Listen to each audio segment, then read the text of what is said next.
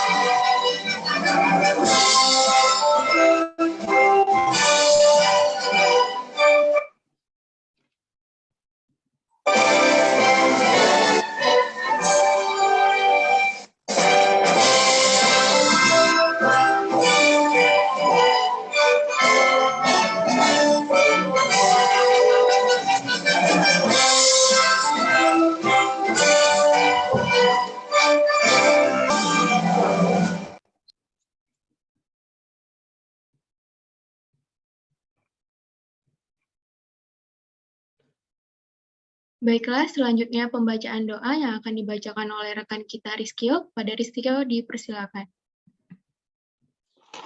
Assalamualaikum warahmatullahi wabarakatuh. Selamat pagi dan salam sejahtera bagi kita semua.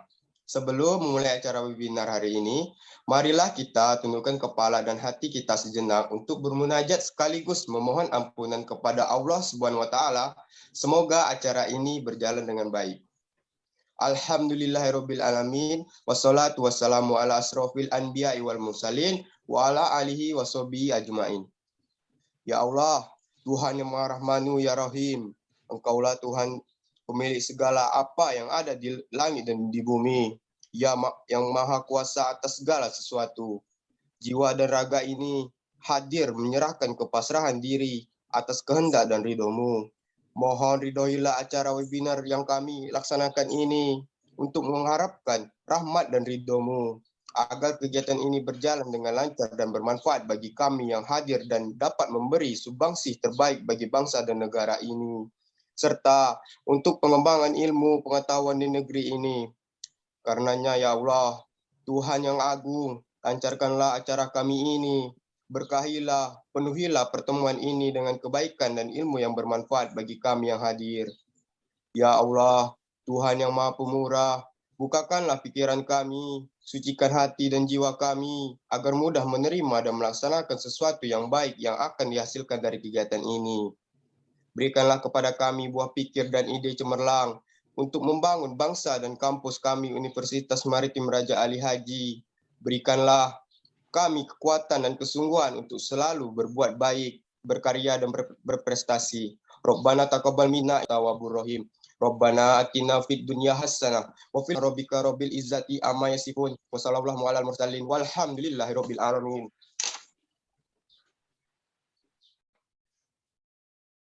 Baiklah, selanjutnya kata sambutan yang akan dibacakan oleh Ketua Pelaksana kita yaitu Revan Sakti. Kepada Revan Sakti dipersilakan. Baiklah, terima kasih moderator. Assalamualaikum warahmatullahi wabarakatuh. Sebelum saya memberikan kata sambutan, saya ingin memberikan sebuah pantun terlebih dahulu ya teman-teman sekalian. Pohon mangga, pohon kiwi, ditanam orang di tengah kebun. Sebelum dimulai acara ini, izinkan saya membacakan pantun. Goreng pisang pakai margarin, dimakan bareng bersama pagi ini. Selamat datang para hadirin, selamat menikmati acara ini. Pertama-tama saya ingin mengucapkan terima kasih atas puji dan syukur kepada Allah SWT karena berkat karunia-Nya kita bisa berkumpul di Zoom virtual ini, teman-teman. Dan juga saya ingin mengucapkan terima kasih kepada para tamu dan para hadirin sekalian karena bisa datang tepat hadir di Zoom virtual ini. Saya ucapkan lagi terima kasih sebesar-besarnya. Di Zoom kali ini akan membahas sosialisasi tentang perspektif hukum perdata mengenai pernikahan di usia dini di masa pandemi. Materinya akan lebih jelas diberikan oleh para narasumber kami yang sangat kompeten dan juga hebat pastinya.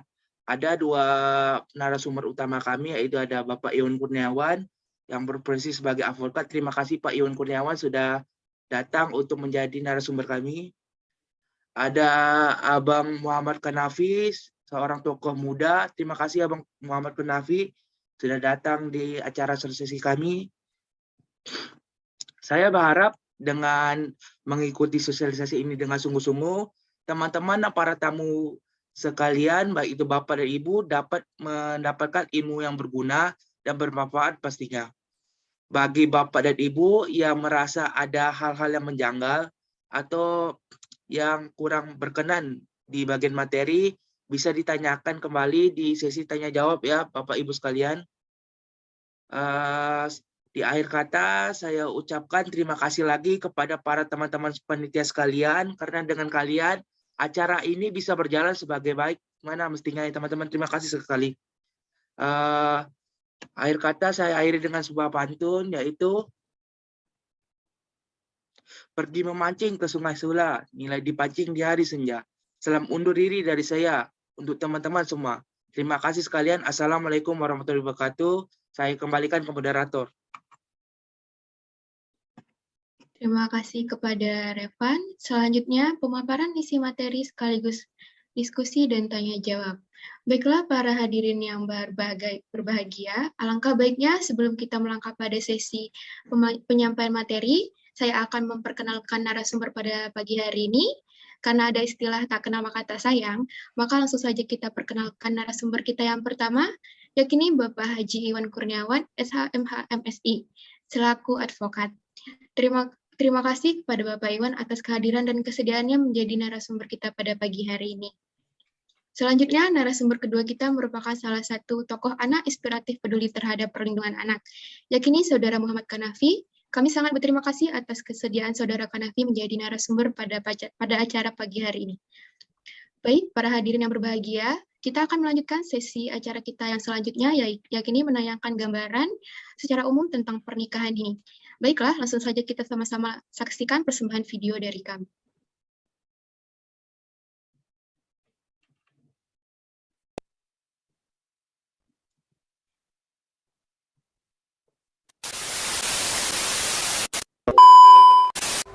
Ya, perkawinan usia dini adalah Kadang saya usia 14 tahun karena suka sama suka dan tidak ada paksaan apapun. Usia dan saya meninggal.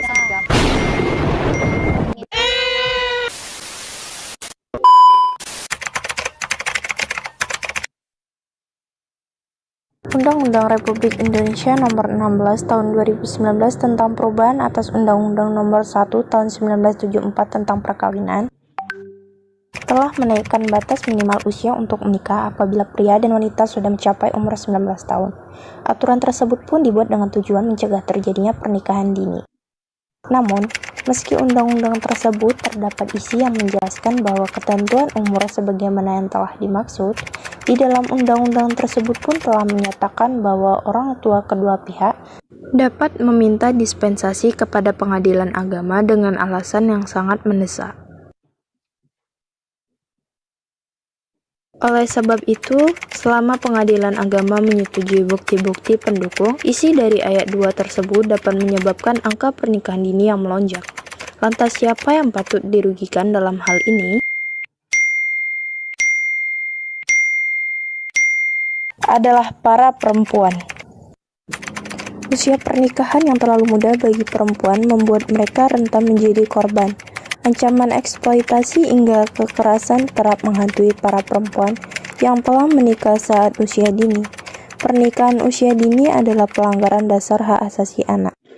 Pernikahan yang terjadi saat usia dini dapat membatasi hak anak atas pendidikan, kesehatan, penghasilan, keselamatan, kemampuan, serta membatasi peran sebagai anak.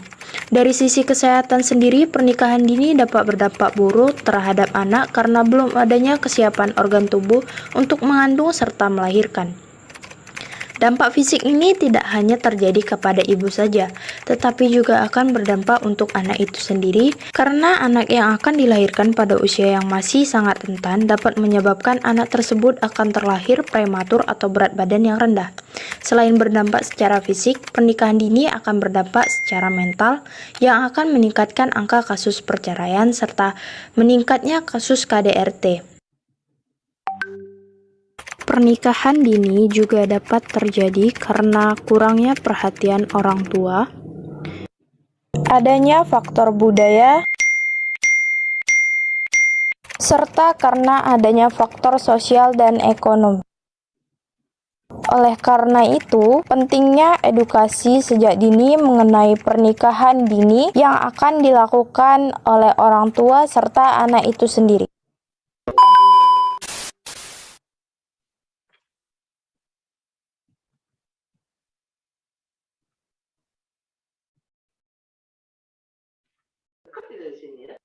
Baiklah, para hadirin, izinkan saya menyampaikan sedikit kesimpulan dari video yang sama-sama telah kita saksikan. Undang-Undang Nomor 16 Tahun 2019 tentang perubahan atas Undang-Undang Nomor 1 Tahun 1974 tentang perkawinan telah menyatakan bahwa batas minimal usia pernikahan untuk laki-laki dan perempuan adalah 19 tahun. Mengenai aturan baru tersebut, terdapat isi yang menuai pro kontra karena adanya dispensasi nikah yang dapat menimbulkan maraknya pernikahan dini. Pernikahan dini dapat merugikan para perempuan, baik secara fisik maupun mental. Dampak tersebut tidak hanya terjadi kepada ibunya saja, namun juga akan berdampak pada anaknya. Maraknya pernikahan dini juga disebabkan oleh faktor ekonomi yang membuat anak harus berkorban untuk dijodohkan oleh orang tuanya. Nah, inti yang dapat saya ambil adalah pentingnya edukasi sejak dini untuk mencegah adanya pernikahan dini lagi. Baiklah, sekarang kita menuju puncak dari acara sosialisasi pada pagi hari ini, yaitu penyampaian materi yang akan dilakukan oleh narasumber kita. Baiklah, langsung saja tanpa memperpanjang waktu, saya persilakan kepada narasumber pertama kita, kepada Bapak Haji Iwan Kurniawan, SHMA MSI, waktu dan tempat dipersilakan.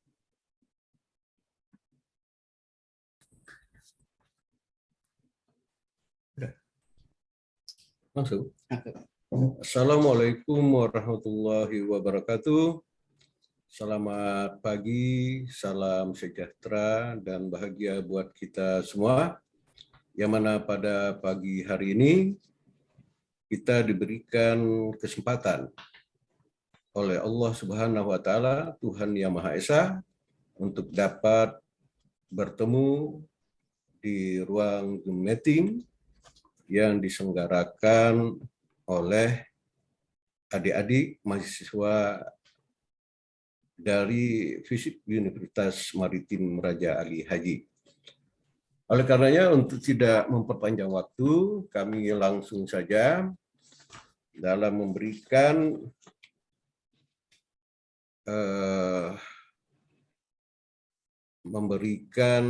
semacam pengajaran lah, atau semacam tukar pikiran antara saya selaku praktisi hukum, ya, sekaligus sebagai dosen, kepada adik-adik mahasiswa semua. Di sini saya sudah mempersiapkan power. Nah, ini. Nah, saya sudah mempersiapkan materi yang dapat kita lihat di sini dalam kajian kita pagi hari ini tentang perspektif hukum perdata mengenai pernikahan dini di masa pandemi. Nah, saya juga mengucapkan terima kasih kepada para adik-adik semua yang telah memberikan kesempatan dan kepercayaan kepada saya berikut dengan tim saya. Di sini juga saya juga dibantu oleh tim dari kantor saya, kantor advokat penasihat hukum Iwan Kurniawan SH MH MSI, yaitu saudara Rajil SH sebagai seorang pengacara. Sesuai dengan tema kita pada hari ini, yaitu perspektif hukum perdata mengenai pernikahan dini di masa pandemi. Di sini saya memandang ada dua variabel yang ada di sini. Variabel pertama yang dapat kita bahas yaitu terkait dengan perkawinan dini. Nah, kedua variabelnya yaitu pandemi COVID-19. Nah, bisa dilihat di slide PowerPoint kita di sini.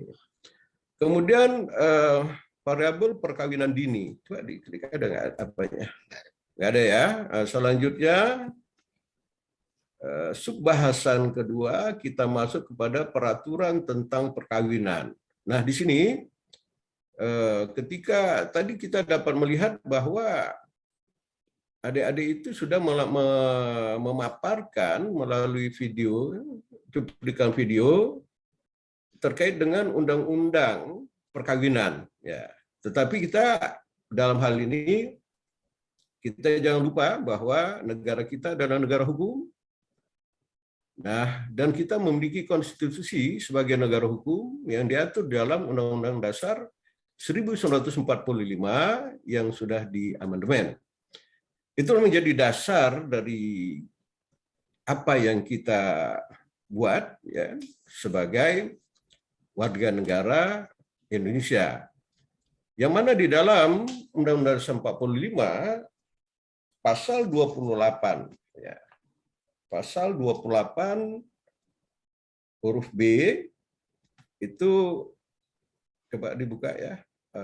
Pasal 28 sebagai dasarnya. Ya, udah. Nanti dilanjutkan. Kemudian peraturan juga kita mengacu kepada Undang-Undang Perkawinan dan peraturan pelaksananya.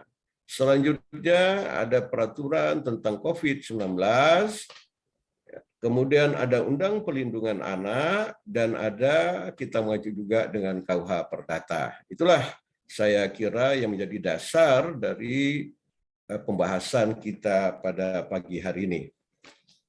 Selanjutnya,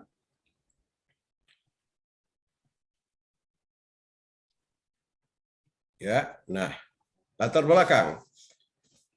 Jadi tadi kita juga telah melihat latar belakang mengapa terjadinya perkawinan dini.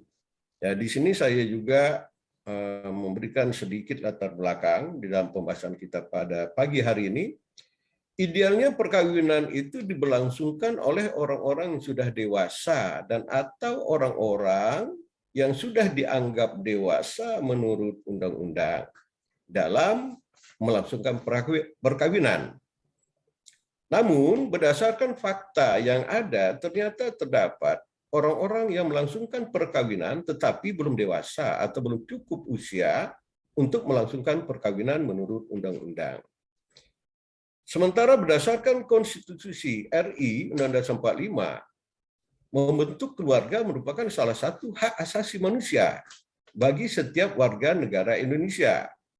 Kemudian di sisi lain, Undang-Undang tentang perkawinan mengatur tentang usia minimum tentang persyaratan perkawinan. Kemudian Undang-Undang Perlindungan Anak mengatur tentang batas usia anak yaitu 18 tahun ke bawah. Sedangkan menurut Undang-Undang Perkawinan mengatur tentang izin melangsungkan perkawinan apabila sudah berusia 19 tahun, baik pria maupun wanita. Bagi seorang yang belum cukup usia nikah menurut Undang-Undang Perkawinan, maka kepada mereka dapat diberikan dispensasi dengan mengajukan permohonan ke pengadilan agama bagi yang muslim dan ke pengadilan negeri bagi non-muslim. Ini juga telah disinggung sedikit ya di dalam pengantar acara ini. Nah, di sini saya akan menampilkan pasal-pasal yang terkait dengan perkawinan. Nah, saya mengutip dulu pasal 24 huruf B Undang-Undang Dasar 45, yaitu dapat kita baca bersama, hak membentuk keluarga dan melanjutkan keturunan melalui perkawinan yang sah. Itu adalah hak seseorang, ya, hak warga negara Indonesia. Kemudian hak seseorang atas kelangsungan hidup, tumbuh, dan berkembang, serta mendapat perlindungan dari kekerasan dan diskriminasi. Itu jelas diatur di dalam konstitusi negara kita. Next. Ya. Nah, kemudian saya juga mengutip Undang-Undang Nomor 1 Tahun 1974 yang sudah diubah dengan Undang-Undang Nomor 16 Tahun 2019 tentang perkawinan. Yang mana menurut pasal 7 ayat 1 dan ayat 2 sebagai berikut. Perkawinan hanya diizinkan jika pihak pria sudah mencapai umur 19 tahun dan pihak wanita sudah mencapai umur 16 tahun. Nah, aturan tersebut telah diubah dengan Undang-Undang Nomor 16 Tahun 2019 sehingga pasal 7 diubah dan berbunyi sebagai berikut. 1. Perkawinan hanya diizinkan apabila pria dan wanita sudah mencapai umur 19 tahun. Dalam hal terjadi penyimpangan terhadap ketentuan umur sebagaimana dimaksud ayat 1, orang tua pria, orang tua wanita dapat meminta dispensasi ke pengadilan dengan alasan sangat mendesak disertai bukti-bukti pendukung yang cukup. Ayat 3, pemberian dispensasi oleh pengadilan sebagaimana dimaksud pada ayat 2, wajib mendengarkan pendapat kedua belah calon mempelai yang akan melangsungkan perkawinan. Kemudian ayat 4, ketentuan mengenai keadaan seorang atau keadaan kedua orang tua calon mempelai sebagaimana dimaksud dalam pasal 6 ayat 3 dan ayat 4, berlaku juga ketentuan mengenai permintaan dispensasi sebagaimana dimaksud pada ayat 2 dengan tidak mengurangi ketentuan sebagaimana dimaksud dalam pasal 6 ayat 6. Oke, next. Nah, sebelum kita bahas ini lebih lanjut terkait dengan materi perkawinan dini, maka kita setidak-tidaknya harus mengetahui apa yang dimaksud dengan perkawinan menurut undang-undang. Dalam Undang-Undang Nomor 1 Tahun 74 diubah dengan Undang-Undang Nomor 16 Tahun 2019 Pasal 1. Perkawinan ialah ikatan lahir batin antara seorang pria dengan seorang wanita sebagai suami istri dengan tujuan membentuk keluarga rumah tangga yang bahagia dan kekal berdasarkan ketuhanan yang Maha Esa. Pasal 2. Perkawinan adalah sah apabila dilakukan menurut hukum masing-masing agamanya dan kepercayaannya itu. Tiap-tiap perkawinan dicatat menurut peraturan perundang-undangan yang berlaku. Next.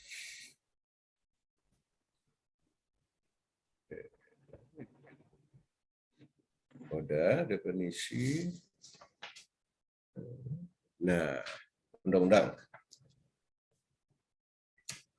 Sesuai dengan variabel kita di atas, ya, kita juga akan memaparkan secara singkat terkait dengan Undang-Undang Perlindungan Anak. Di dalam Undang-Undang Nomor 35 Tahun 2014 tentang perubahan Undang-Undang Nomor 23 Tahun 2002 tentang Perlindungan Anak. Ya. Di sini dinyatakan di dalam pasal 26 ayat 1 sebagai berikut. Orang tua berkewajiban dan bertanggung jawab untuk A. Mengasuh, memelihara, mendidik, dan melindungi anak. B. Menumbuh kembangkan anak sesuai dengan kemampuan, bakat, dan minatnya. C. Mencegah terjadinya perkawinan pada usia anak. Nah, ini menjadi persoalan kita ini. Dalam pasal 26 ayat 1 huruf C, mencegah terjadinya perkawinan pada usia anak dan memberikan pendidikan karakter dan penanaman nilai budi pekerti pada anak. Anak menurut Undang-Undang Nomor 35 Tahun 2014 adalah anak adalah seseorang yang belum berusia 18 tahun, termasuk anak yang masih dalam kandungan. Pasal salah kegiatan untuk menjamin dan melindungi anak dan hak-haknya agar dapat hidup tumbuh, berkembang, dan berpartisipasi secara optimal sesuai dengan harkat dan martabat kemanusiaan, serta mendapat perlindungan dari kekerasan dan diskriminasi. Oke, kita next lagi. Nah, sesuai dengan variabel di atas, di sini ada kajian terkait dengan ketika pandemi. Maka kita tidak akan dapat terlepas dengan peraturan yang mengatur tentang COVID-19. Di sini saya mengutip sedikit ya terkait dengan peraturan COVID yang dapat kita jadikan acuan dalam penyelenggaraan pernikahan dini tersebut. Di mana dalam peraturan COVID diatur dalam PP nomor 21 tahun 2020 tentang pembatasan sosial berskala besar dalam rangka percepatan penanganan coronavirus di CSC 2019. Kemudian apa dasar pembentukan PP tersebut? Di sini saya tampilkan yaitu Undang-Undang Nomor 4 Tahun 1984 tentang wabah penyakit menular, kemudian Undang-Undang Nomor 24 Tahun 2007 tentang penanggulangan bencana, selanjutnya Undang-Undang Nomor 6 Tahun 2018 tentang kekarantinaan kesehatan. Ya, kemudian next.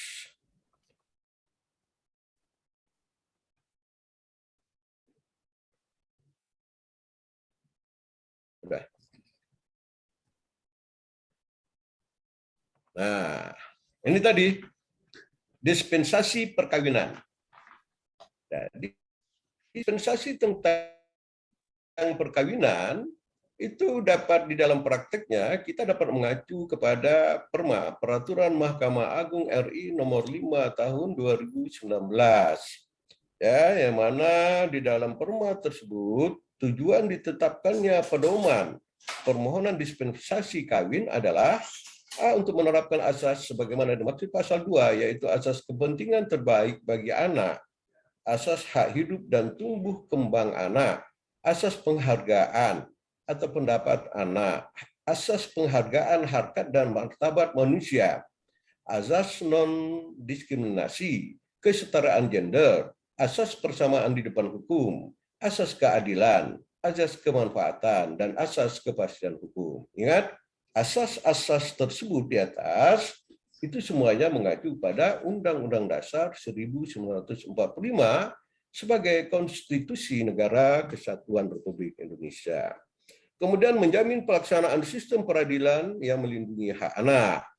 Nah, kita mengacu tadi tentang Undang-Undang Perlindungan Anak. Anak juga harus dilindungi. Gitu.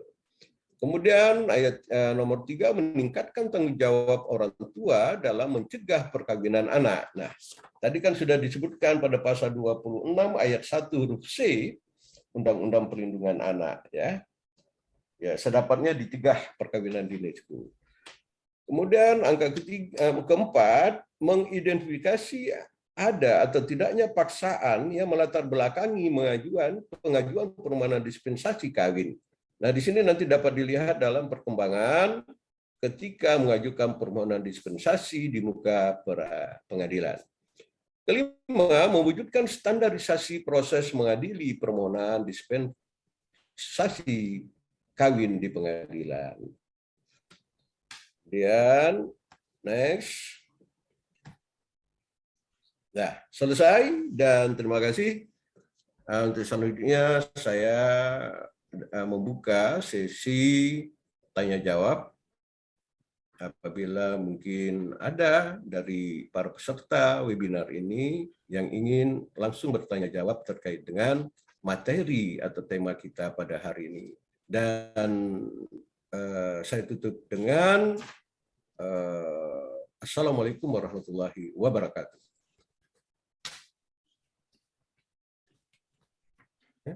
Ya. Terima kasih kepada Bapak Iwan atas penyampaian materi yang sangat luar biasa. Semoga para peserta dapat mengambil banyak manfaat dari penyampaian Bapak Iwan. Baiklah, para hadirin yang berbahagia, kita langsung saja menuju kepada narasumber yang kedua, yakni Saudara Muhammad Kanafi. Kepada Saudara Kanafi, waktu dan tempat dipersilakan. Oke, baik. Sebelumnya panitia, suara saya kedengaran? Kedengaran, Bang. Oke, baik. Terima kasih. Bismillahirrahmanirrahim. Assalamualaikum warahmatullahi wabarakatuh. Salam Om Swastiastu, Namo Buddhaya, Salam Kebajikan. Sebenarnya saya ucapkan terima kasih kepada panitia yang telah mempercayai saya sebagai narasumber kita dalam topik pembahasan perspektif hukum perdata mengenai pernikahan dini di masa pandemi.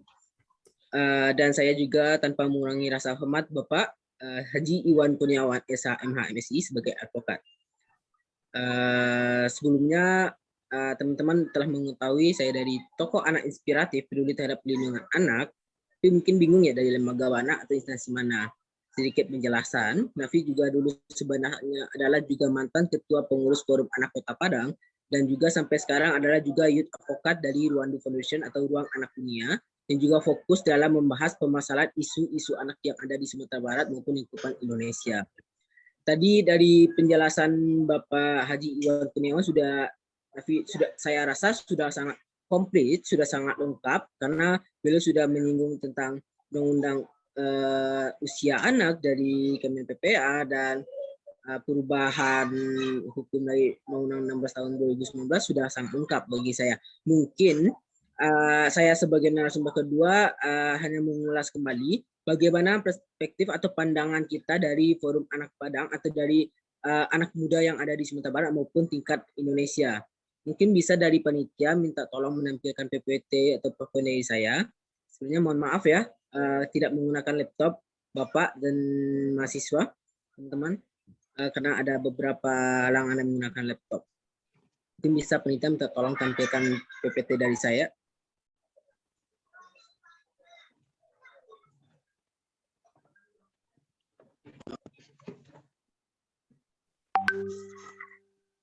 Kelihatan, Bang, PPT-nya? Oke, kelihatan.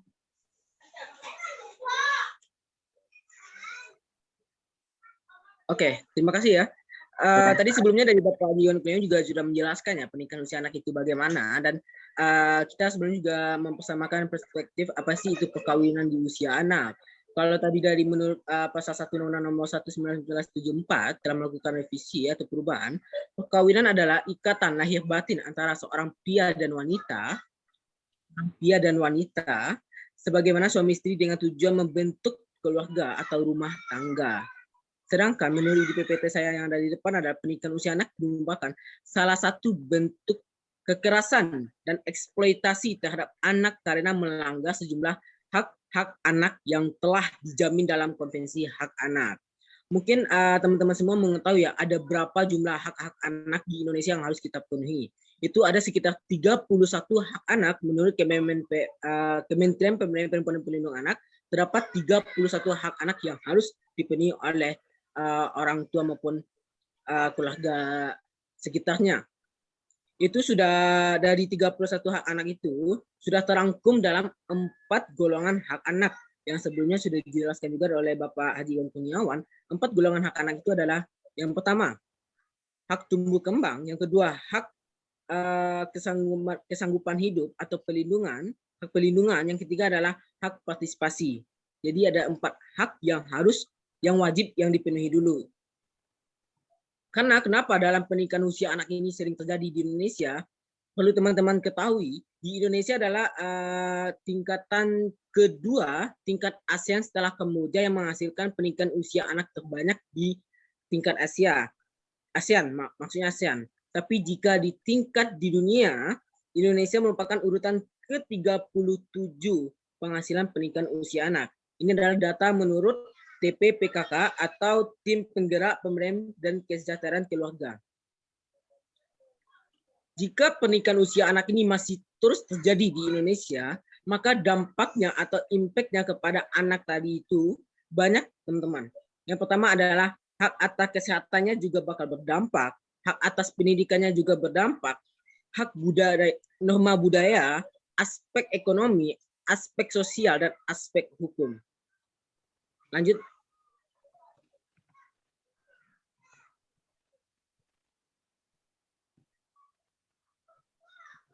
Bisa dilanjutkan slide selanjutnya.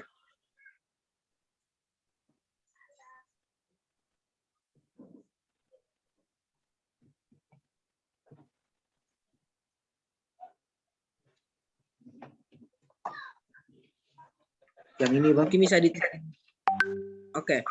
Sembari melanjutkan slide selanjutnya ya, saya jelaskan lagi.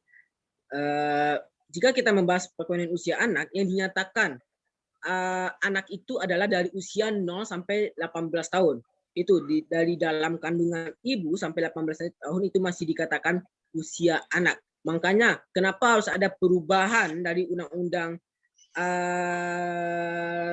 Undang-Undang nomor 1 1974, karena itu tadi dari undang-undang itu masih dimasukkan dalam kategori usia anak 0 sampai 18 tahun. Kalau untuk yang prianya oke lah dari 19 tahun, tapi dari wanitanya itu sangat kita kasihani. Karena dari wanita itu adalah dari usia 16 tahun. Sangat-sangat kita sayangi. Kenapa?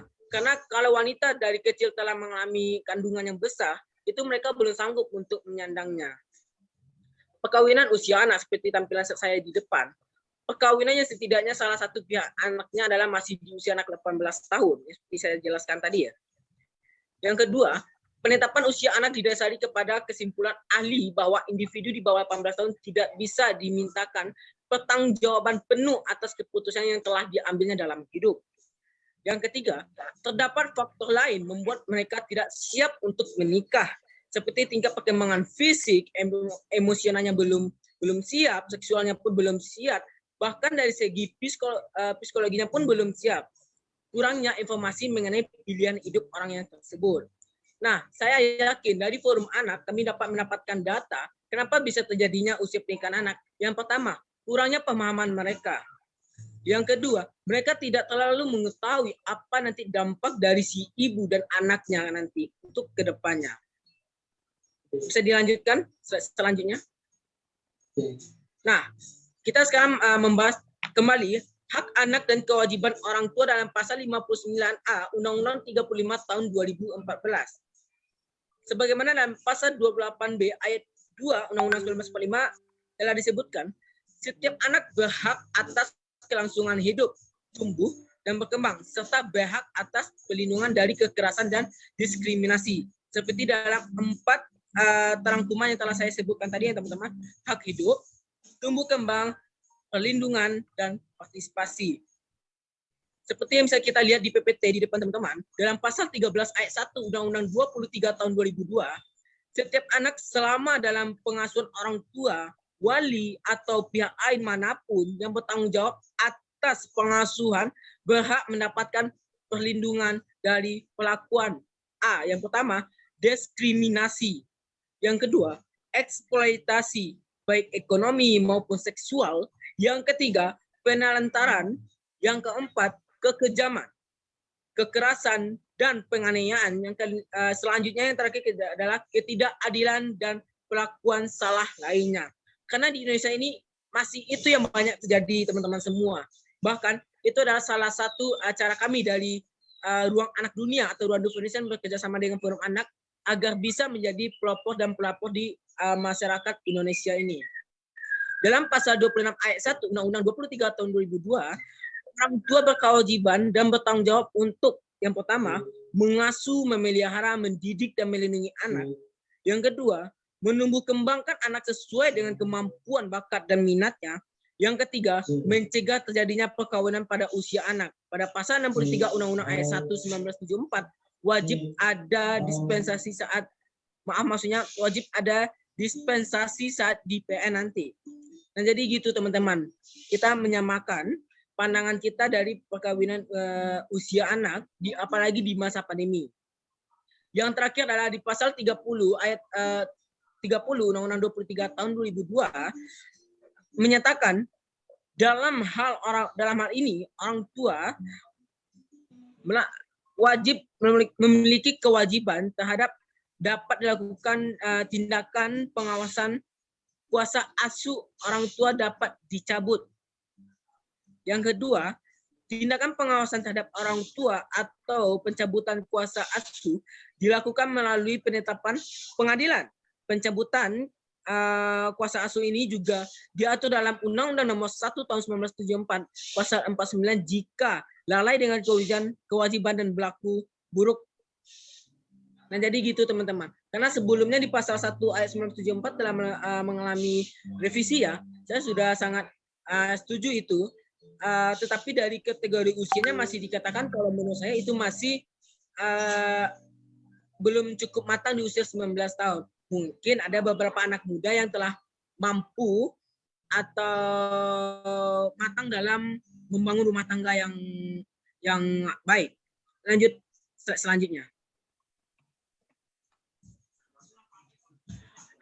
Nah, sekarang ini Bapak, Ibu, dan teman-teman semua, jika perkawinan usia anak ini terus berlangsung di negara kita, maka dampaknya sangat luar biasa bagi ibu dan si anak nanti untuk kedepannya. Yang pertama adalah dampak perkawinan anak. Itu ada 4 tadi ya Bapak Ibu semua. Dari segi pendidikan, kesehatan, ekonomi. Jika pendidikan, itu si ibu akan mengalami putus sekolah. Jika si ibu mengalami putus sekolah, otomatis semua harapannya, semua impiannya, semua cita-citanya akan pupus begitu saja. Dari segi kesehatan, ibu dan si anak juga mengalami dampaknya, teman-teman, Bapak Ibu sekalian. Yang pertama, jika si ibu akan mengalami kontraksi yang sangat luar biasa, mengalami peningkatan angka kematian di Indonesia juga semakin tinggi. Jika si anak tentunya akan berdampak. Yang pertama adalah mengalami stunting. Yang kedua adalah ABK atau anak kebutuhan khusus. Yang ketiga adalah BBLR. Jadi, jika anak tidak mendapatkan dampingan yang cukup dari orang tua, maka itu tadi dampaknya Bapak, Ibu, dan teman. Terus dari ekonomi.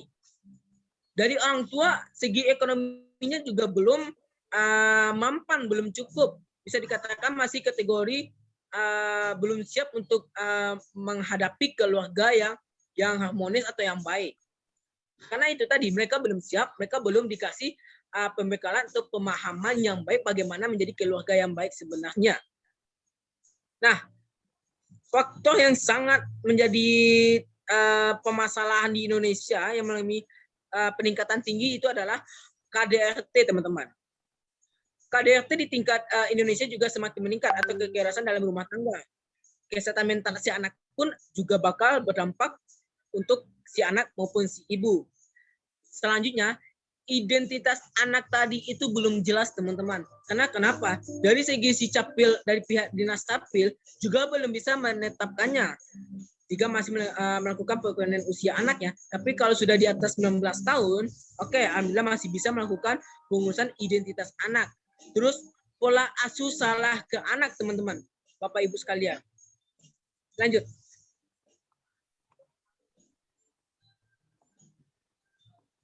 Lanjut saja. Nah, tadi kita membahas dari perspektif tingkat nasional ya, Indonesia ya. Sekarang kita membahas dari terminologi internasional. Yang pertama dalam poin 1 pada tahun 1962 menyatakan Konvensi Majelis Umum PBB tentang persetujuan atas pernikahan usia minimum untuk pernikahan dan pendaftaran pernikahan menyatakan menetapkan usia minimum untuk pernikahan pada pasal 2 itu adalah 19 tahun tadi ya teman-teman. Kalau untuk yang pria, tapi kalau untuk wanita adalah 16 tahun tadi. Yang kedua, pada tahun 1979, Konvensi Majelis Umum PBB tentang penghapusan semua bentuk diskriminasi terhadap perempuan, pelarangan pertunangan dan pernikahan anak dalam pasal 16 ayat 2. Yang ketiga, pada tahun 1989, KHA atau Konvensi Hak Anak dari usia 0 sampai 18 tahun itu adalah hasil dari Konvensi Hak Anak ya teman-teman. Tidak secara khusus menyebutkan pernikahan anak, tetapi KHA memang menyatakan dalam pasal 24 ayat 3 bahwa semua langkah yang layak harus diambil untuk menghapuskan praktik-praktik tradisional yang merugikan kesehatan anak-anak dan merujuk hak-hak positif lain yang terkait dengan pernikahan anak seperti hak atas kebebasan pendapat, pendidikan, pelindungan, partisipasi, dan 31 hak anak lainnya. Terus pada 1990, Piagam Afrika tentang hak dan kesejahteraan anak adalah salah satunya traktat hak asasi manusia yang dengan jelas meminta negara-negara peserta untuk menetapkan usia minimum untuk kedua orang yang memasuki pernikahan pada usia 18 tahun, pasal 21 ayat 2. Tetapi alhamdulillah Indonesia sudah segera melakukan perevisi undang-undang tadi ya teman-teman, sehingga pada yang boleh diizinkan untuk melakukan usia pernikahan itu adalah di atas 19 tahun. Tapi kalau di bawah usia 18 tahun itu masih belum bisa dilakukan. Terus lanjut, perkawinan anak harus dipandang sebagai pernikahan paksa, teman-teman. Karena kenapa? Anak-anak dianggap tidak mampu memberikan persetujuan penuh dan bebas. Yang selanjutnya, perkawinan anak pintu masuk menuju jalan kekerasan dan eksploitasi seksual. Bisa dikatakannya di Indonesia masih tinggi dalam segi kekerasan dan eksploitasi seksual. Selanjutnya, dalam peristiwa perkawinan anak juga sering dipertukarkan dengan imbalan barang atau uang dan mendapatkan keuntungan lainnya. Contohnya seperti ini teman-teman. Kalau di daerah saya ya di Sumatera Barat, jika terdapat kedapatan anak-anak yang melakukan hubungan di luar nikah, masih bisa dikatakan kategori usia anak ya teman-teman Bapak Ibu sekalian, itu akan dikenakan sanksi berupa memberikan 20 sak semen atau digunakan untuk pembangunan jalan. Itu kan sebenarnya bagus ya, enggak bisa dikatakan tidak layak untuk memperjuangkan hak-hak anak. Lanjut, dalam beberapa kasus anak merupakan korban pemerkosaan dipaksa menikah dengan si pelaku yang saya sebutkan tadi. Lanjut, yang terakhir adalah beberapa kasus pernikahan anak sebagai modus perdagangan anak atau penjualan anak. Jadi itu masih banyak beberapa kasus di Indonesia seputaran tentang kasus-kasus anak. Lanjut panitia.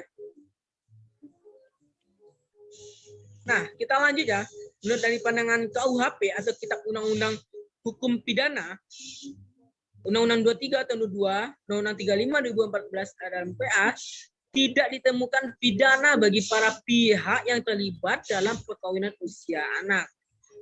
Jadi, jika masih nanti kedapatan teman-teman Bapak Ibu sekalian, anak-anak melakukan perkawinan usia anak, itu tidak disebutkan apa hukumnya atau sanksinya, tidak ada.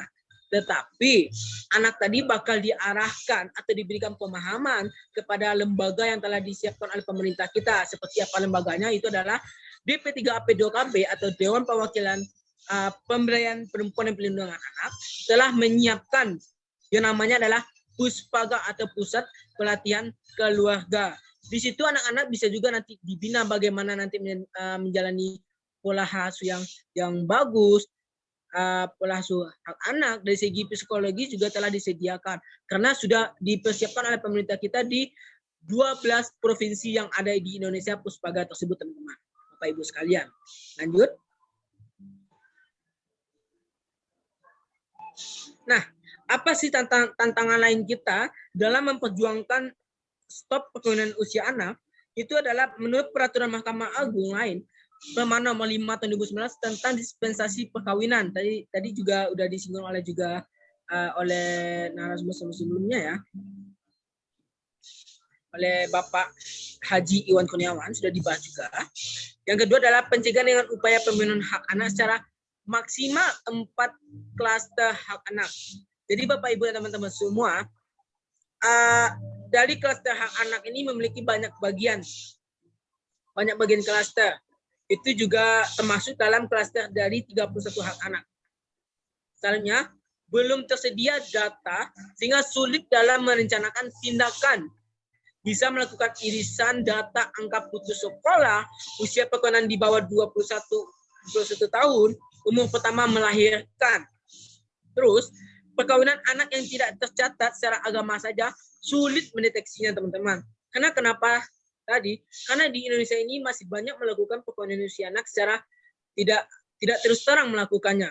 Masih sembunyi-sembunyi. Mungkin karena beberapa faktor ya seperti melakukan hubungan di luar nikah, melakukan paksaan dari keluarga, banyak faktornya yang membuat mereka diam-diam dalam melakukan perkawinan usia anak. Terus lanjut adalah peluang melahirkan kebijakan lokal dengan memperkuat strategi pencegahan. Banyak nih kasus para ibu muda, nggak hanya ibu muda saja ya, melakukan pengguguran kandungan. Itu juga dilarang ya dalam peraturan undang-undang negara kita. Itu dilarang dan dikenakan hukuman. Bagi pelaku dokternya pun juga diseret peraturan dalam undang-undang, saya lupa dalam undang-undang berapa.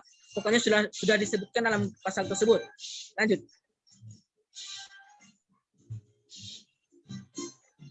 Mungkin itu saja dari saya, Bapak, Ibu, dan teman-teman semua. Mungkin dari saya berharap dengan adanya webinar ini sudah membuka pandangan para mahasiswa maupun masyarakat luasnya agar bisa kita menjadi pelopor dan pelapor di lingkungan masyarakat sekitar kita. Karena saya sangat miris teman-teman Bapak Ibu sekalian. Pemahaman masyarakat di Indonesia ini masih kurang, terutama di daerah pelosok ya, yang akses pendidikannya masih kurang. Jadi saya berharap dengan adanya mahasiswa dari Universitas Maritim Raja Ali Haji, saya sangat apresiasi dengan kegiatan webinar ini. Karena sangat membuka, telah memberikan pandangan kepada teman-teman bagaimana perkawinan usia anak itu yang baik, yang tidak boleh sesuai dengan peraturan undang-undang yang telah ada di Indonesia. Mungkin sekian dari saya. Jika ada yang salah, mohon dimaafkan. Wabillahi taufiq hidayah. Wassalamualaikum warahmatullahi wabarakatuh. Waalaikumsalam warahmatullahi wabarakatuh.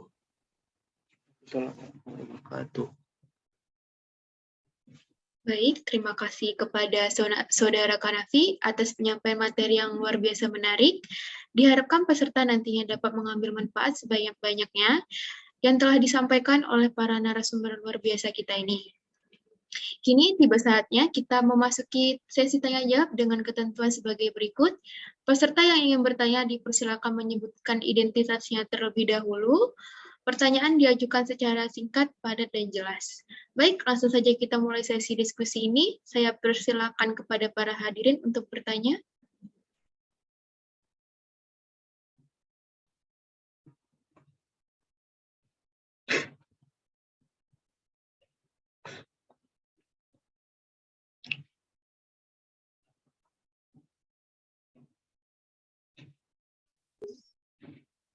Izin bertanya, moderator. Baik, langsung saja, Lisa.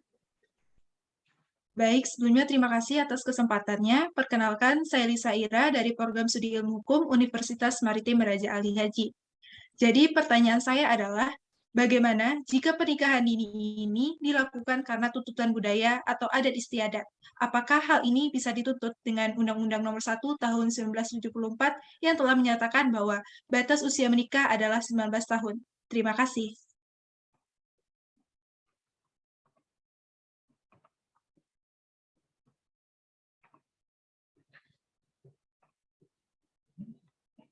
Selanjutnya, apakah ada yang ingin bertanya?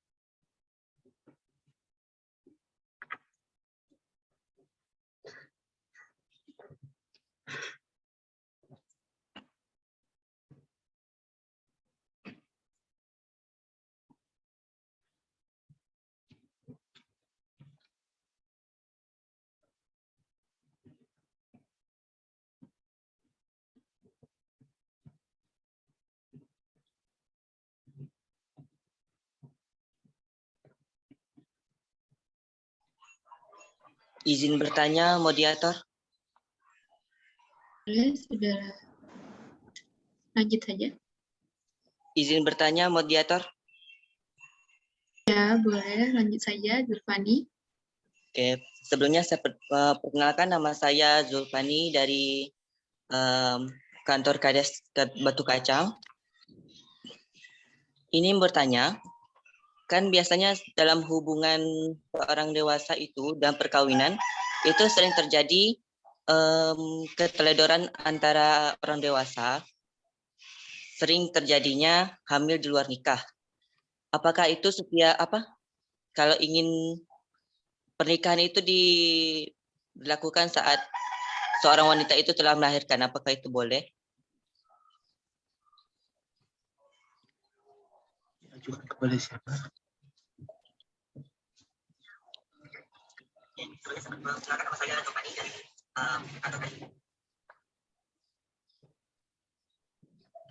Baik, itu saja pertanyaannya Zulfani.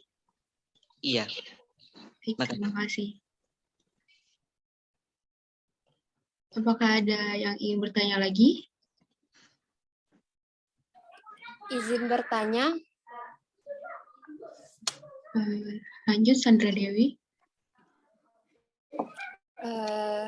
Tadi kan membahas tentang pernikahan dini berdasarkan undang-undang yang telah diatur, namun di masyarakat sekarang banyak terjadi juga pernikahan dini yang melanggar peraturan dari undang-undang. Bagaimana konsekuensinya? Terima kasih.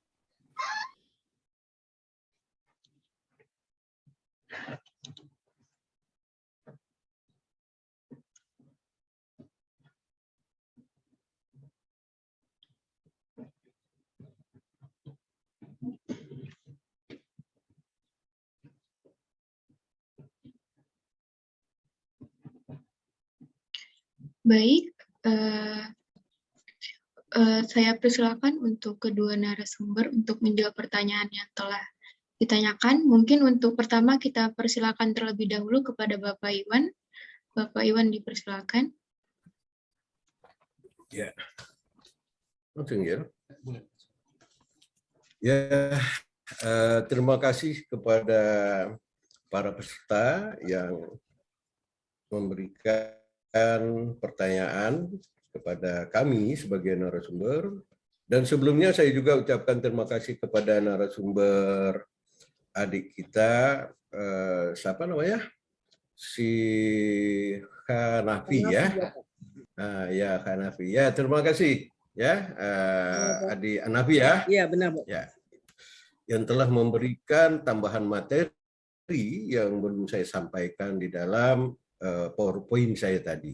Nah, saya di sini kita mendapatkan lebih kurang ada 3 pertanyaan langsung ditambah dengan 1 penanya melalui tulisan yaitu Advokat Nirwansyah.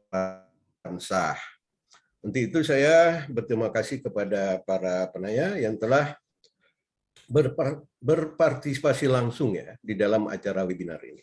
Kepada pertanyaan pertama yang mungkin saya bisa menjawab, yaitu dari saudari Lisa ya, dari saudara Lisa yang pada pokoknya menanyakan pernikahan berdasarkan kebudayaan dan agama. Nah, apakah ada sanksinya? Sebagaimana yang telah disampaikan oleh saudara Hanafi tadi, bahwa tidak ada sebenarnya sanksi pidana yang mengatur terkait dengan dilangsungnya pernikahan dini. Sepanjang pernikahan itu memang tidak mengarah kepada tindak pidana atau tindakan kriminal. Misalnya tanpa ada paksaan, ya kan, tanpa ada intimidasi dan sebagainya. Kalau itu terjadi, maka pelaku daripada pernikahan itu akan terkena sanksi, tetapi bukan karena perkawinannya, tetapi sanksi itu karena perbuatan pelanggaran tindak pidananya. Misalnya dengan paksaan, dengan kekerasan gitu. Kalau dilakukan secara suka sama suka, ya kan, dan disetujui oleh para calon pengantin dan orang tuanya, meskipun mereka belum berusia cukup untuk melakukan pernikahan, maka tidak ada sanksi hukum pidana di situ. Nah, kita juga harus kembali kepada aturan kita. Yang mana di dalam Undang-Undang Nomor 174 yang telah diubah dengan Undang-Undang Nomor 16 Tahun 2019. Di dalam pasal 2 dinyatakan dengan tegas, perkawinan adalah sah apabila dilakukan menurut hukum masing-masing agamanya dan kepercayaannya. Inilah menjadi dasar bahwa perkawinan di Indonesia diselenggarakan menurut hukum agama yang ada di Indonesia dan hukum adat, sepanjang hukum adat itu masih diakui keberadaannya di Indonesia. Maka kita di dalam praktek perkawinan sehari-hari dapat kita lihat bahwa anak-anak usia yang belum cukup untuk melakukan pernikahan, dalam prakteknya banyak terjadi. Misalnya di usia bahkan ada yang 11 tahun, 12 tahun untuk yang perempuan, ya kan? Itu Bung Saudara Hanafi pasti sebagai pegiat untuk perlindungan anak, ya pasti selalu menghadapi atau menerima persoalan-persoalan seperti itu ya, untuk Saudara Hanafi. Kalau saya selaku pengacara sebagai advokat, juga terkadang menangani persoalan-persoalan tersebut, bahkan ada yang sampai ke ranah pidana. Ketika seorang anak wanita dipaksa oleh pacarnya, taruhlah kita katakan demikian, dibawa lari tanpa sepengetahuan daripada kedua orang tuanya. Dan orang tuanya itu melapor ke kepolisian karena anaknya dibawa lari. Nah, disinilah timbulnya pidana. Karena melarikan anak orang perempuan ya yang belum cukup usia untuk layak nikah. Karena di situ itu kembali kepada Undang-Undang Perlindungan Anak yang tanggung jawab dan kewajibannya masih berada penuh di bawah kekuasaan orang tuanya. Itu dasarnya, dasar hukumnya. Kenapa kok orang tua bisa melaporkan seorang laki-laki yang melarikan anaknya? Walaupun mereka itu bercinta, udah ya istilahnya sudah berhubungan lah. Nah, tetapi orang tua ada hak untuk membuat laporan, ya. Nah, itu yang bisa saya jawab ya untuk Saudari Lisa. Nah, selanjutnya saya coba menjawab untuk pertanyaan Saudara Zulfandi. Ini saya mau tahu ini dulu. Pak Zulfandi ini, Saudara Zulfandi ini di Batu Kacang nih. Batu Kacang daerah mana nih ya? Ya kan, kalau memang di luar daripada Kepri ya kita alhamdulillah dan bersyukur bahwa acara webinar ini diikuti tidak saja di Tanjung Pinang atau Kepri tetapi di luar Kepri ya. Apabila pemateri kita juga Saudara Hanafi itu rupanya dari luar Kepri ya. Terima kasih ya Saudara Hanafi. Jadi ini ada pertanyaan, apakah boleh dilakukan pernikahan setelah melahirkan? Nah, kita kembali lagi pada peraturan perundang-undangan. Kalau kita mengacu kepada Undang-Undang Nomor 1 Tahun 74 tentang perkawinan, ya kan? Itu juga tidak mengatur sampai hari ini yang tidak melarang bahwa orang setelah melahirkan atau ketika hamil harus melakukan perkawinan.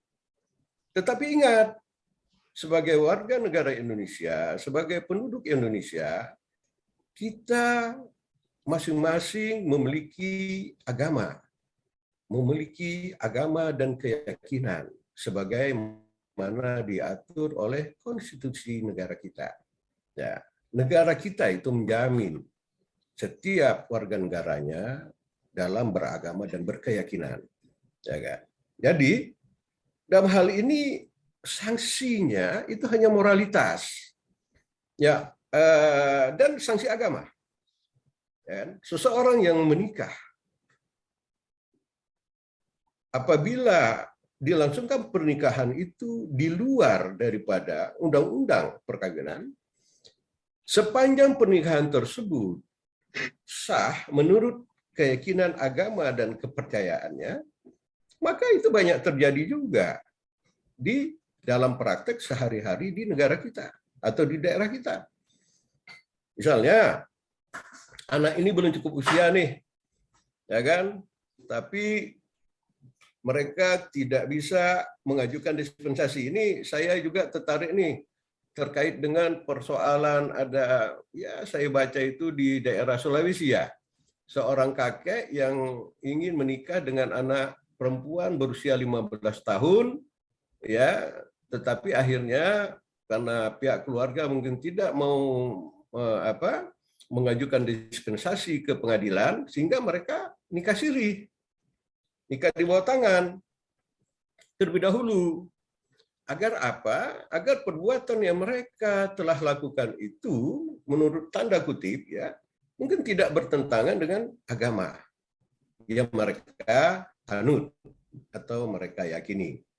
Sehingga ketika anak melahirkan, mungkin menjelang usia perempuan itu dewasa, kan mereka bisa melakukan perkawinan yang sah. Mereka bisa melaporkan perkawinannya menurut ketentuan hukum yang berlaku. Hanya di sini ada kelemahan. Apabila perkawinan ini tidak dicatatkan, nah, kembali kepada pasal 2, ya kan? Tiap-tiap perkawinan dicatat menurut peraturan perundang-undangan yang berlaku. Maka apabila perkawinan itu tidak dicatatkan di instansi pemerintah yang berwenang untuk itu, korbannya nanti kan si perempuan. Karena ingat, undang-undang perkawinan ini dibentuk oleh negara kita. Ini filosofinya adalah bagaimana melindungi kaum perempuan Indonesia. Itu filosofi dibentuk undang-undang perkawinan. Karena negara kita ini adalah negara yang majemuk dan heterogen, baik dari suku, bangsa maupun agama yang terdapat di Indonesia. Maka itu, sebagaimana kita ketahui bahwa ajaran Islam membolehkan pria menikah lebih daripada satu. Itu menurut ajaran Islam sepanjang itu adil. Dan itu juga nanti ada diatur dalam Undang-Undang Nomor 174. Asalkan ada persetujuan daripada si istri. Kemudian di agama-agama tertentu juga ada yang nyatakan asas perkawinan itu hanya sekali, hanya kematianlah yang memisahkan. Ada, dan itu juga mengacu kepada KUH Perdata. Itu namanya, itu saya ada sedikit singgung di situ. Nah, bagaimana untuk mengatasi persoalan ini? Maka lahirlah Undang-Undang Nomor 174 yang filosofinya itu bagaimana dia menghargai dan menghormati kaum perempuan. Nah, kemudian dalam perkembangannya, alhamdulillah, negara kita akhirnya membuat Undang-Undang Perlindungan Anak, ya kan, karena banyak terjadi korban seperti yang sudah disinggung oleh saudara Hanafi tadi. Nah, itu kita bersyukur. Sekian puluh tahun baru lahir Undang-Undang Perlindungan Anak. Oke, itu dulu yang dapat saya sampaikan. Selanjutnya saya akan coba menjawab dari pertanyaan saudari Sandra. Banyaknya pernikahan usia anak yang terjadi, apa konsekuensi hukumnya? Nah, tadi juga sudah dijawab. Ya kan? Fakta di lapangan kita dapat melihat bahwa banyak terjadi perkawinan di usia dini. Nah, inilah menjadi topik yang hangat dalam pembicaraan di webinar kita pada pagi hari ini. Konsekuensi hukumnya, tadi juga saudara Hanafi sudah sebutkan, tidak ada hukum pidana. Kecuali perkawinan itu diberlangsungkan, ada indikasi-indikasi yang mengarah kepada tindakan kriminal. Maka timbullah di situ persoalan pidana. Kalau sepanjang dia dilakukan suka sama suka, ya, kemudian orang tuanya juga menyetujui, ya, itu tidak ada pidana. Kalau kita bicara tentang perkawinan dan persetujuan perkawinan. Tapi kalau perkawinan yang dipaksakan, jangankan perkawinan di bawah umur, perkawinan yang sudah cukup umur pun apabila dipaksakan maka terkena hukum. Ya kan seperti itu. Dan saya sebagai advokat selalu juga menangani case-case seperti itu. Misalnya orang sudah usia dewasa, dia mencuri usia, kemudian ketahuan, dia terkena dengan pemalsuan surat menyurat. Nah, karena dia membuat pemalsuan identitas di situ. Selanjutnya di daerah Kepri ini saudara Hanafi, banyak perkawinan yang dilangsungkan antar warga negara, antara negara Malaysia, warga negara Singapura, ya, dengan orang-orang perempuan-perempuan Indonesia banyak terjadi. Nah, terkadang kami menghadapi juga persoalan-persoalan itu, yang mana warga negara Singapura akhirnya memalsukan identitasnya supaya dapat melangsungkan perkawinan di Indonesia. Nah, terkena persoalannya bukan persoalan perkawinannya, perkawinan perbuatan tindak pidana yang mereka lakukan. Bahkan orang-orang luar negeri itu ada yang menikahkan anak-anak atau perempuan-perempuan Indonesia yang masih berusia dini, di bawah 18 tahun. Nah, ketika Undang-Undang Nomor 174 kan untuk perkawinan kan 16 tahun. Setelah undang-undang yang terbaru ini 16/2019 baru dipersamakan menjadi 19 tahun. Itu banyak terjadi, ya. Saya rasa itu daripada penanya saudari Sandra. Kemudian saya juga mau memberikan tanggapan untuk rekan saya, Advokat Nirwansyah. Ya, terima kasih ya. Melalui chat beliau bertanya bahwa intinya bahwa perkawinan menurut ajaran Islam dan adat tidak mengacu pada usia. Kan seperti itu. Ya, kita sepakat bahwa kalau mengacu kepada ajaran Islam dan undang-undang adat dan adat masyarakat yang ada di Indonesia, ya memang tidak mengacu pada usia.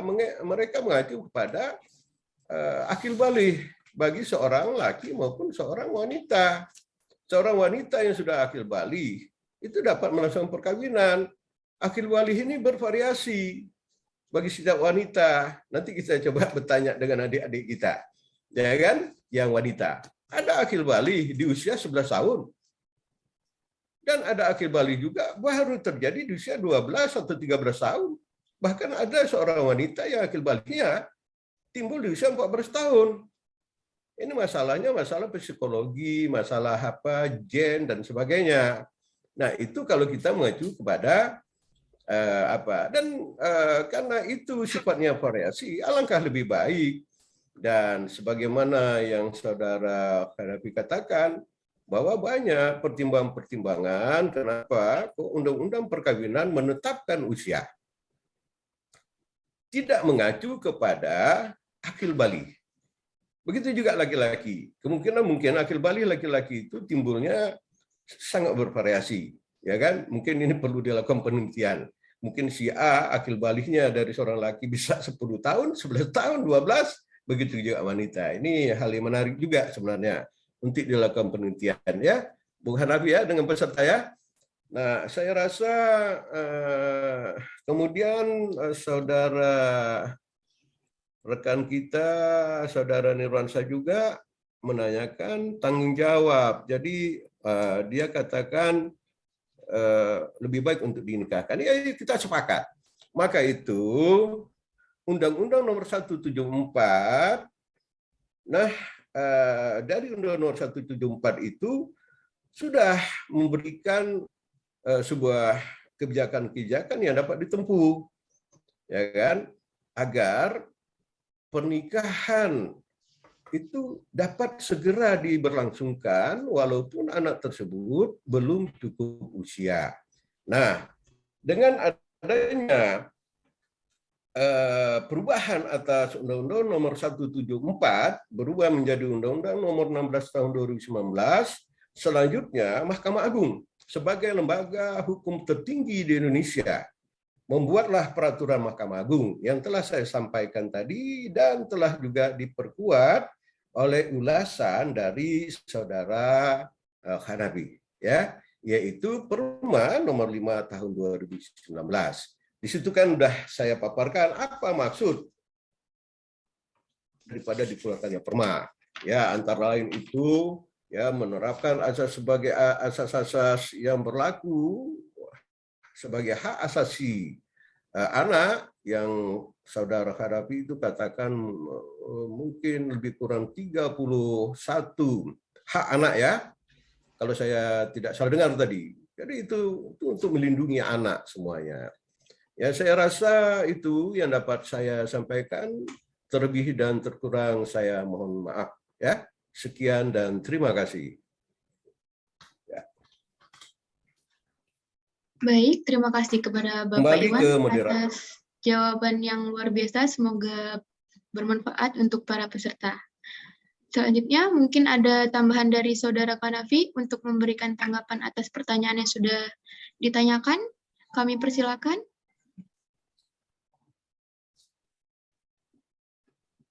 Oke, baik. Terima kasih moderator. Tadi pernyataan dari Bapak Haji tadi sangat luar biasa dan benar. Tapi sebelumnya saya ucapkan mohon maaf sekali, di dekat rumah saya ada pesta kondangan, jadi ada suara tambahan. Mohon maaf ya teman.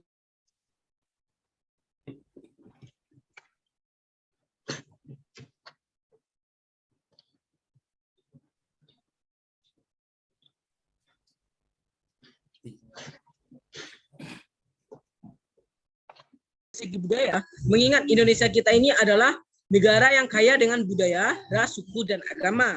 Itu memiliki ketentuan tertentu dalam perspektif pernikahan, apalagi di pernikahan usia anak. Cuma kembali lagi kepada negara kita. Negara kita adalah negara hukum yang memiliki peraturan tertentu dalam kasus pernikahan usia anak. Jadi kalau seandainya sesuai dengan peraturan tentara sudah ditetapkan tidak ada sanksi tadi sudah dijelaskan juga ya kepada dari Bapak Iwan, sanksinya mungkin ada rasa sama suka ya nggak ada kena sanksi. Tapi kecuali jika ada kasus kayak pelarian anak, pembunuhan dan segala macam, itu baru akan dikenakan hukuman yang jelas sesuai dengan pasal. Kecuali jika dia tidak dalam usia anak. Kalau dia usia anak itu tergantung peraturan dari pemerintah bagaimana cara dia akan menyelesaikan kasus tersebut. Seingat saya sebagai dulu ketua Forum Anak Padang dan juga sebagai youth advocate dari Rwanda Foundation atau Ruang Anak Dunia, kami juga membahas bahwasanya jika ada anak yang mengalami kasus pernikahan usia anak atau dia telah mengandung, dia telah mengalami mentah, itu kami akan melakukan pendampingan namanya Bapak Ibu teman-teman. Melakukan pendampingan kepada pihak dari DP3P2KB atau Dewan Perwakilan Pemberdayaan Perempuan dan Perlindungan Anak di Sumatera Barat. Di situ sudah ada namanya Puspaga atau pusat pelatihan keluarga, atau di situ juga sudah disiapkan psikologi untuk anak yang mengalami kasus-kasus anak, terutama kasus pernikahan usia dini. Tapi kalau tadi ada juga pertanyaan dari chat, dari kolom chat, Bapak Haji Iwan juga Bapak Iwan Kurniawan sudah menjawab juga, dan itu saya sudah setuju dengan jawaban dari Pak Iwan Kurniawan. Tapi itu tadi tambahan saya. Kembali lagi kepada negara kita. Negara kita memiliki hukum, peraturan tertentu, apalagi terutama di pernikahan usia anak. Ingat, kita di anak Indonesia ini memiliki 31 hak anak yang harus dipenuhi. Apapun permasalahan anak, apapun bentuk permasalahannya, kita sebagai orang yang dewasa, orang yang lebih besar, harus membimbing mereka. Tidak boleh kita melakukan pencelaan atau menyalahkan mereka begitu saja. Karena mereka juga mengalami kekurangan perhatian, kekurangan pemahaman dan segala macamnya.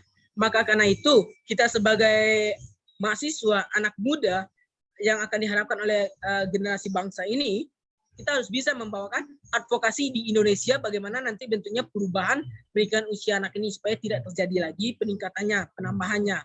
Mungkin dari saya, mungkin itu aja ya panitia, moderator. Cukup dari itu saja. Ini kebisingan sudah semakin menjadi. Sekian dari saya. Terima kasih. Bagus ya.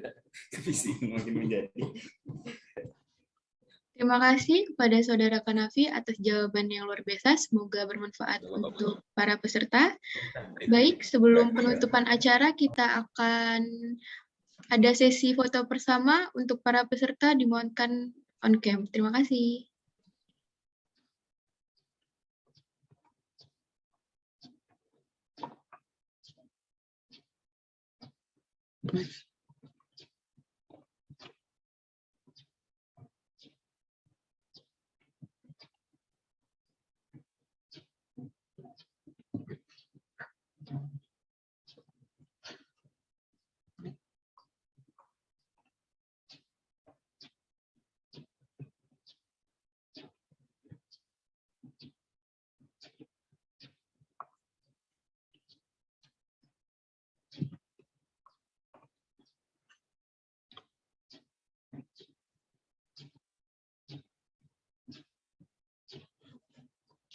Baik, hadirin sekalian, demikianlah acara seminar kali ini yang membahas perspektif hukum perdata mengenai pernikahan dini. Sebelum sesi ini kita akhiri, saya akan mencoba menyimpulkan hasil seminar kali ini. Pernikahan dini adalah pernikahan yang dilakukan oleh pasangan sebelum mencapai usia 18 tahun. Usia minimum untuk menikah pada dasarnya, Pasal 2 UU Perkawinan mengatur bahwa perkawinan adalah sah apabila dilakukan menurut hukum masing-masing agamanya dan kepercayaannya. Kemudian setiap perkawinan dicatat menurut peraturan perundang-undangan yang berlaku, Pasal 7 ayat 1 Undang-Undang Nomor 16 Tahun 2019 tentang perubahan atas Undang-Undang Nomor 1 Tahun 1974 tentang perkawinan. Undang-Undang 16 Tahun 2019 mengatur bahwa perkawinan hanya diizinkan jika pihak pria dan wanita sudah mencapai umur 19 tahun.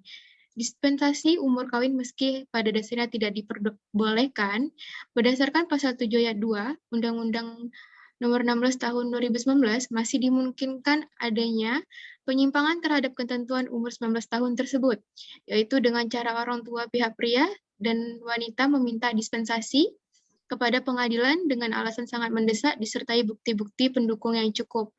Untuk mencegah terjadinya hal-hal yang tidak diinginkan, ada baiknya dan calon mempelai dan orang tuanya memahami terlebih dahulu bagaimana pandangan psikologi terhadap pernikahan dini.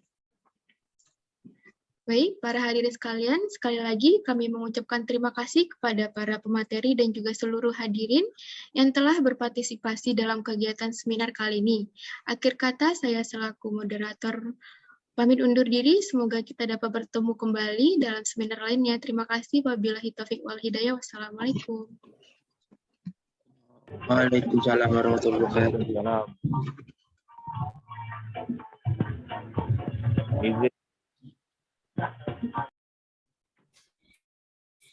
Terima kasih dulu. Ya, terima kasih kepada panitia dan saya berharap acara-acara seperti ini ya saya nilai bermanfaat baik buat kita dan adik-adik mahasiswa maupun masyarakat pada umumnya. Untuk itu saya apresiasi kegiatan yang telah dilakukan oleh adik-adik kita semua. Dan akhirnya saya ucapkan terima kasih. Assalamualaikum warahmatullahi wabarakatuh. Waalaikumsalam warahmatullahi wabarakatuh. Warahmatullahi wabarakatuh.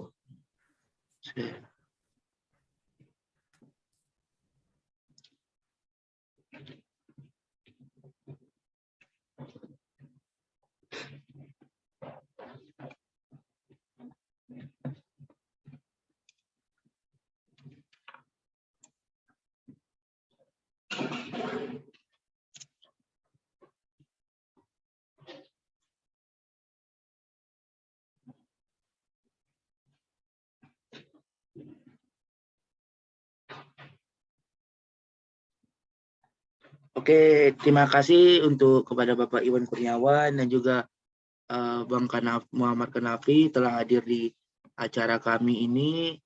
Saya sebagai perwakilan dari panitia mengucapkan terima kasih banyak pada baik itu peserta, narasumber maupun yang lainnya karena telah bersedia datang mengikuti acara sosialisasi pengabdian masyarakat di Zoom virtual ini pada pagi hari ini. Terima kasih ya semuanya.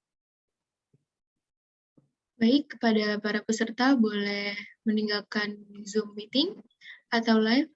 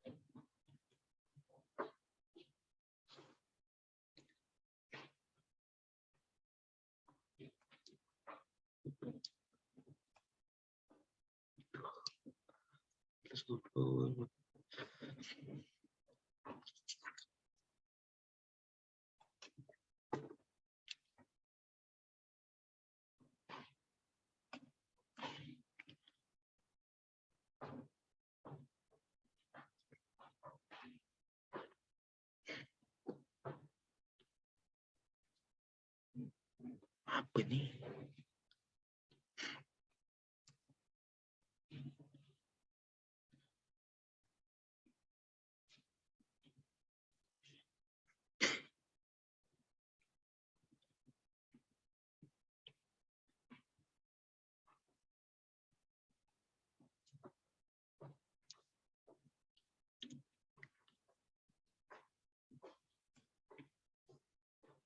Jadi, kapan kita makan nasi Padang ya? Nasi Padang. Tiba-tiba nasi Padang. Kapan makan nasi Padang kita? Makan rumah masing-masing ya lah. Gak ada Ini acara mau di syukuran. Padang. Ini mau live-nya mau di end dulu apa gimana nih? End aja, Bib. Foto. Udah capek-capek gue cari dokumentasi. On cam loh. On cam semuanya. Lomba pantun dulu, Paul. Wak makan rentan. Ada. Terima kasih teman-teman. Apa lah boleh. Rika on cam. Keluarkan senyuman kalian ya. Oke.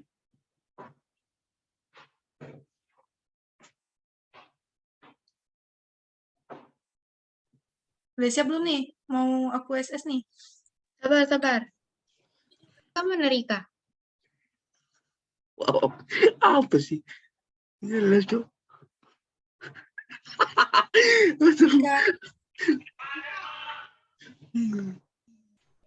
Lanjut apa gimana nih? Atau masih mau nunggu Rika ya?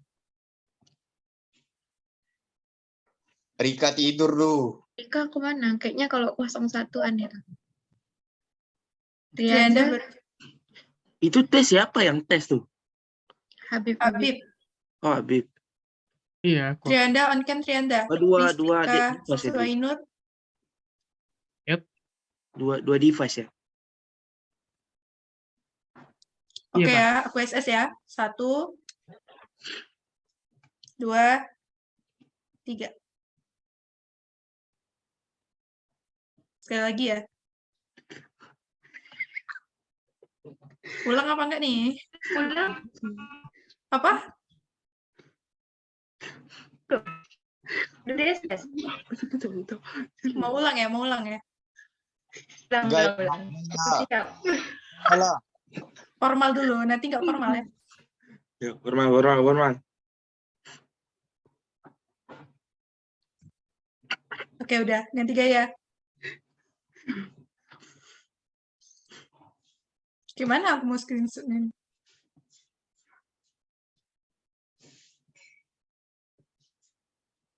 Udah. Ya.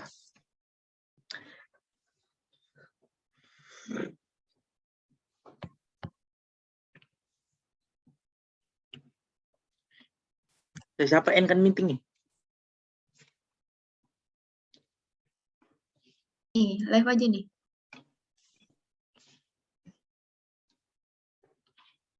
Hostnya langsung end kan aja, biar recordnya kesimpan. End apa nih Pak? End meeting for all? Iya, untuk semuanya, biar recordnya kesimpan. Nggak perlu. Siapa Paul kan tadi ya record? Nggak perlu ini kan, nggak perlu post record kan? Apa? Nggak perlu post dulu kan recordnya, langsung aja end meeting for all kan? Matikan dulu recordnya, baru end meeting. Matikan dulu recordnya. Ya. Nggak bisa, jangan. Harus end kan langsung maksudnya. Kalau nggak ke end kan, nggak kesimpan dia. Oke. End kan, nggak usah tekan apa-apa lagi. Ya udah, end meeting for all. Oke, bye semuanya.